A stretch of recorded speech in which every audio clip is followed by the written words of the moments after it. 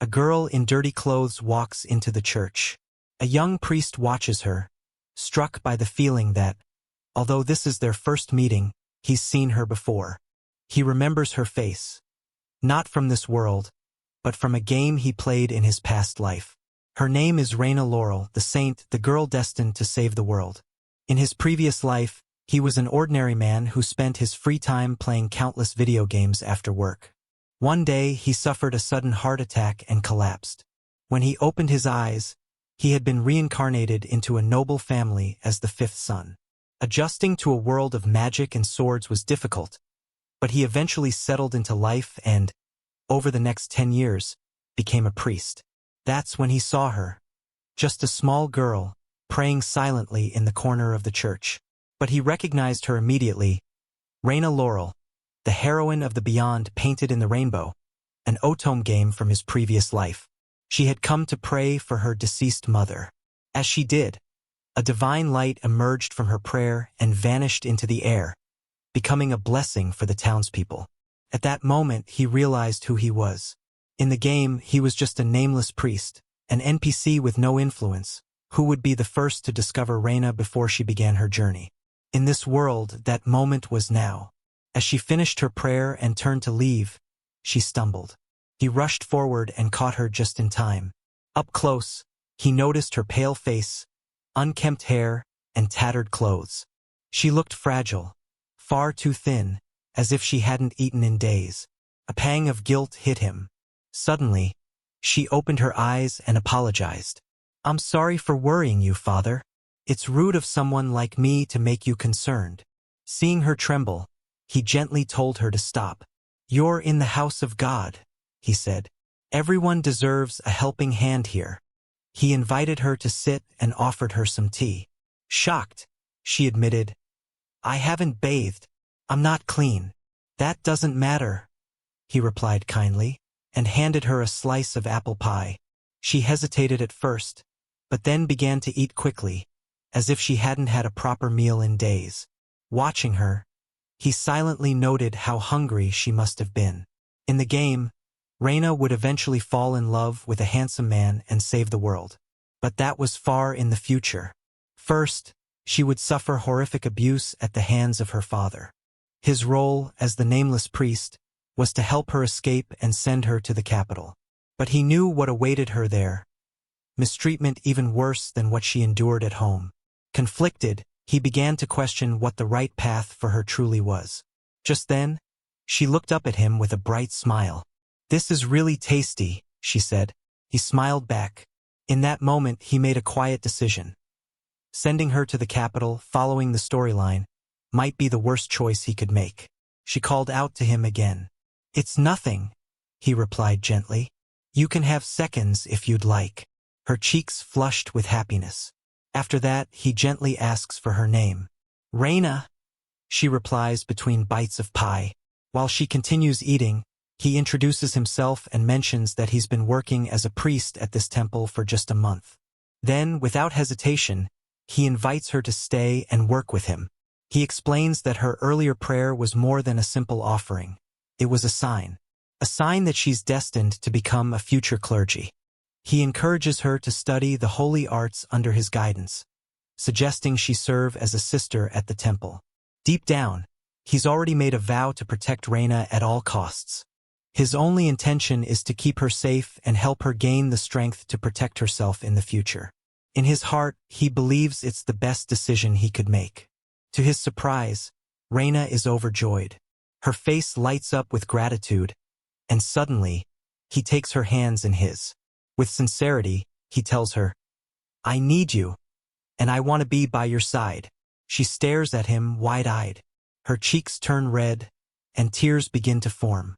Without a word, she throws her arms around him, crying silently in his embrace. At that very moment, divine light spills across the sky, bathing the town in a warm, celestial glow. That evening, when he mentions bathing, Reina freezes in shock. In a timid voice, she confesses she's never taken a bath. She goes on to explain that, in her home, bathing was considered a sin that would bring divine punishment. Instead, She asks if she can use the well to wipe off her sweat. He immediately refuses. The night water will be freezing, he tells her, concerned for her health. Secretly, he thinks it would be best if she took a warm bath in a proper tub, but he hesitates, knowing how awkward that could be. A moment later, he catches himself and thinks, that's a criminal idea, quickly pushing the thought aside. Just then, Reina, cheeks flushed, looks up at him and says, "If you come with me, I'll take a bath." He panics, instinctively trying to decline, but she suddenly steps back, startled, tears welling up again. "I'm sorry. I should have known you wouldn't want to bathe with someone as filthy as me." In the end, he sighs and gives in. "All right," he says softly. "I'll show you how to bathe properly. Let's do it together." She blushes even deeper, nodding shyly.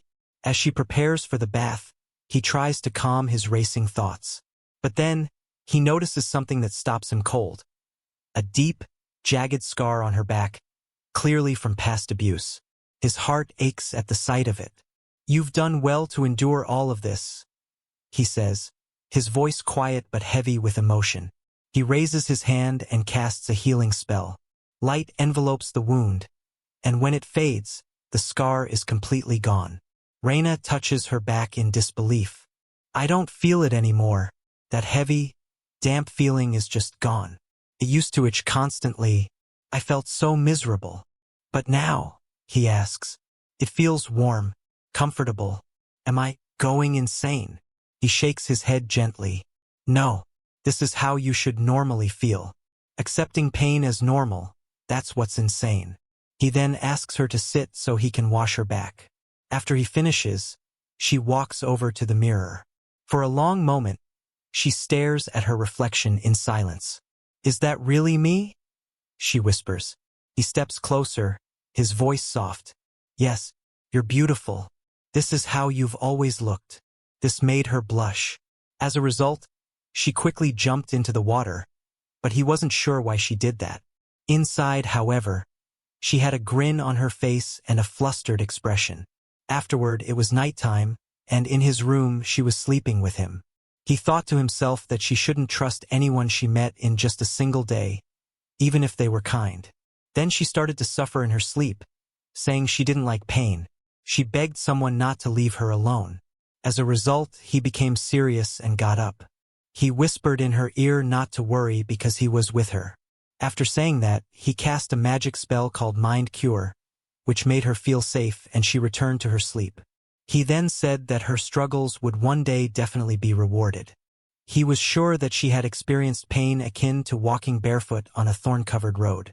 Because of that, all he wanted now was to make sure that she could regain her happiness, enjoy tasty meals, take warm baths, and sleep soundly without worry. After all, she was just a child. Meanwhile, she slept with a blushing face, and he realized that she would someday leave him and fall in love with the person she was destined for. Afterwards, he hugged her, telling her not to worry for now and that he would make sure she would never have to worry again. But she was having a nightmare, reliving the time when she felt nothing but misery and pain. She was locked up in a small storage room exposed to the cold wind. The food she was given once a day consisted of nothing more than hard bread and spoiled soup. She was beaten by her father for no reason. While beating her, he would demand that she do chores like cleaning the house instead of crying. As a result, she gave up on escaping that hellish life. But one day, she received a light where the main character told her not to worry because he was with her. This made her blush, and she suddenly woke up, realizing that she was sleeping in a bed. Afterwards, she noticed him sleeping next to her. As a result, she quickly got under his bedsheet and stared at him, remembering his face from her dream. In the end, she fell asleep on top of him, thinking it was really warm. Suddenly, she said his name. After saying it, her face turned red, but she kept saying his name again and again. In the end, morning came, and he woke up to see her sucking on his robe. This made him realize that he had taken this girl in to protect her from the further abuse she would face in the future. Saint Reina, who was the protagonist of the Otome game, was still very young right now, but in the future, she would fall in love with the handsome man she met along the way.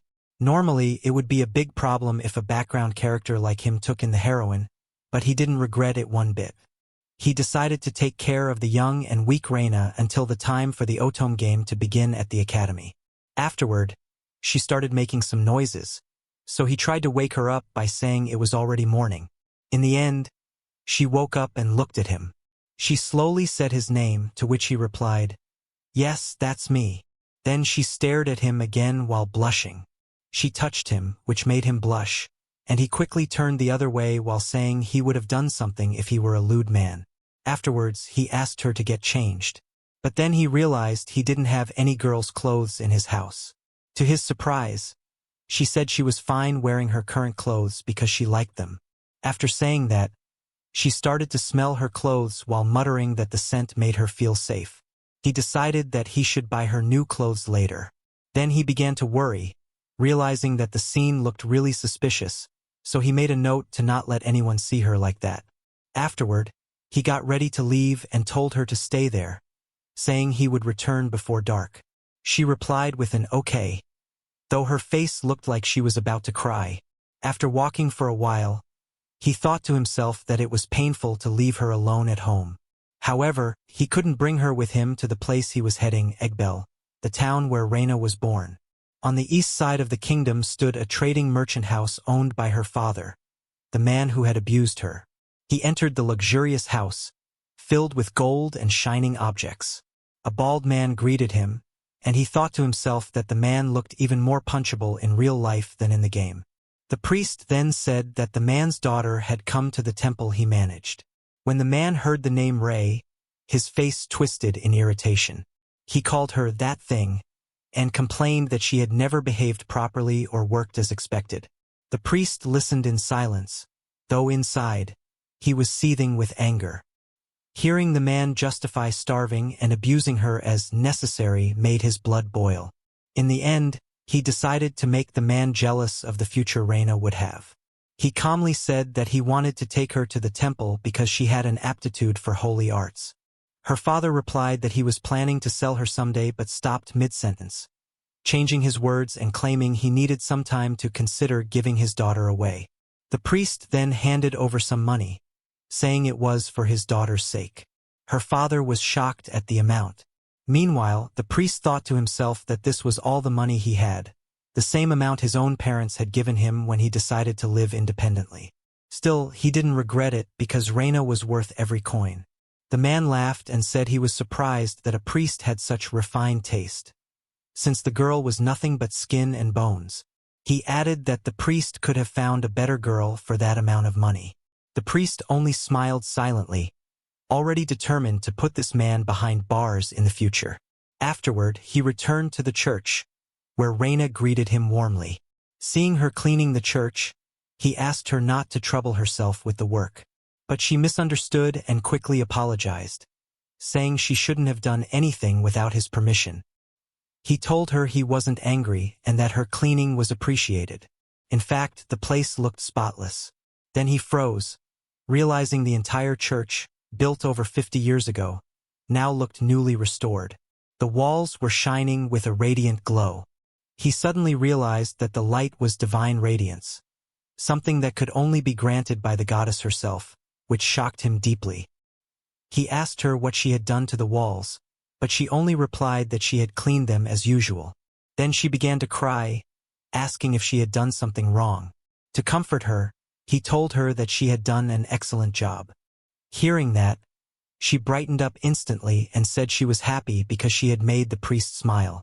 While she rejoiced, he silently thought to himself that, in the original game, there was no such thing as receiving divine blessings just from Reina cleaning. Meanwhile, she stood beside him, blushing hard. Afterwards, he leaves for work again and she asks him to do his best at his work while she cleans the room in the back. But then before he leaves, she tells him that she will be making the dinner, but he thinks that it will be better if she rests more. All of a sudden, some old people walks in by saying that they came here to pray. Afterwards, he welcomes them inside and they are shocked to see the clean place. And one of the ladies says that her back pain is gone for some reason. And the other elders also sees a lot of changes in their body. All of the sudden, some soldiers rushes in by saying that their friend got injured.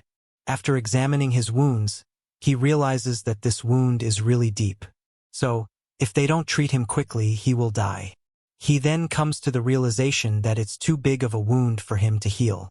Meanwhile, Reina is cleaning the room and she suddenly sees something.